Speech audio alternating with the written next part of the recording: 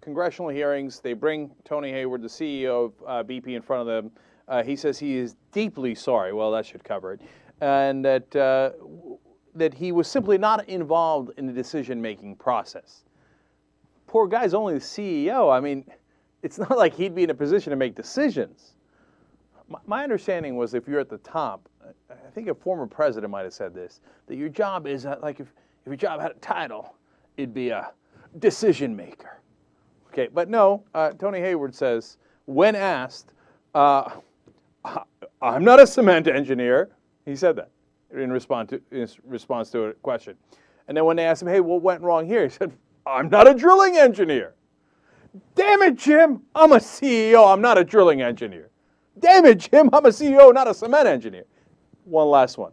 And they said, wait a minute, how about all the oil plumes? Are you going to tell us whether that's really there or not, or are you going to keep evading on that? And he says, damn it, Jim, I'm a CEO. I'm not an oceanographer.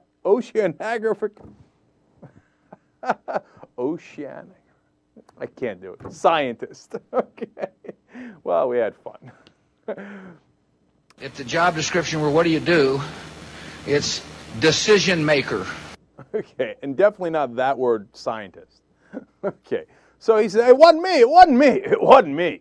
Now, of course, if I'm a congressman and I'm talking to this guy, I say, oh, that's interesting. Well, at least you have to know, you're the CEO, who's in charge of making the decisions on safety, right? So, for example, this is very, very important. Now, earlier we talked about a $500,000 valve that we think could have prevented this, right? But it turns out there's a separate drill that they could have gone with entirely that would have cost them an extra $7 to $10 million, but they think would have been far, far safer, okay? So that $7 to $10 million that they wanted to skimp on wind up causing this disaster, getting 11 people killed, and, of course, wind up costing them possibly up to $20 billion. That's short-term greed for you, okay? So I would ask him, who made that decision? Now, don't tell me you're not a drilling engineer, you're not a scientist, you're not this, but you got to know who made it, right? I want him to come in and I want him to sit next to you and I want him to explain why he made that decision and if he brought it up to you or not, or if he was the sole person responsible for that decision. Let's hear him out, okay? No, but they're going to play hot potato. Oh, what me? What me? No, I don't make decisions. I'm mid-level. No, he's the big guy. Oh, I don't know anything about these decisions. When they asked him, they said, hey, you're telling me they got 30,000 pages of documents, and Henry Waxman asked them, in not a single email or document that you paid even the slightest attention to the dangers of this well. When he gets that question, he says, well, I got hundreds of wells all over the world. What am I going to do? And then the congressman would say, exactly, that's what scares us. You're telling me you got all these wells, some of them are offshore, and a lot of them have safety violations I'm about to tell you about, and you don't make the decisions on any of them, and you don't know what's happening in any of them?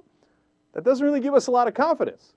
So how about those accidents, right? Well, let's go to those.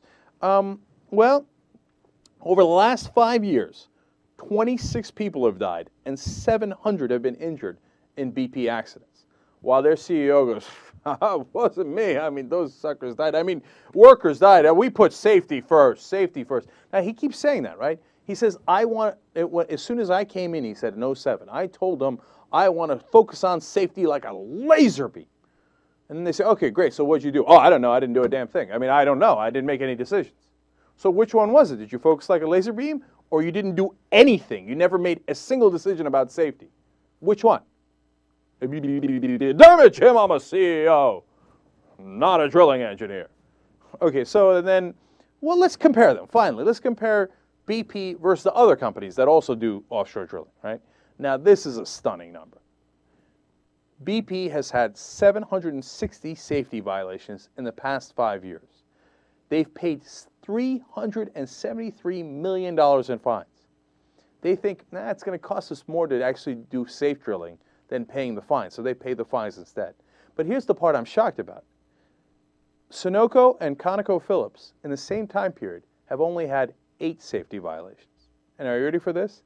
In that same time period, ExxonMobil has only had 1. ExxonMobil only had 1, and you had 760 safety violations? You see what's happening here? It's not that, oh, look, they're all doing this, etc. No, BP is worse. BP is the worst of the worst. and then their CEO comes in and pretends he doesn't know a thing about what's going on. Oh, by the way, he doesn't know anything, but of course, in 2009, he collected $4.7 million. What did he get that money for?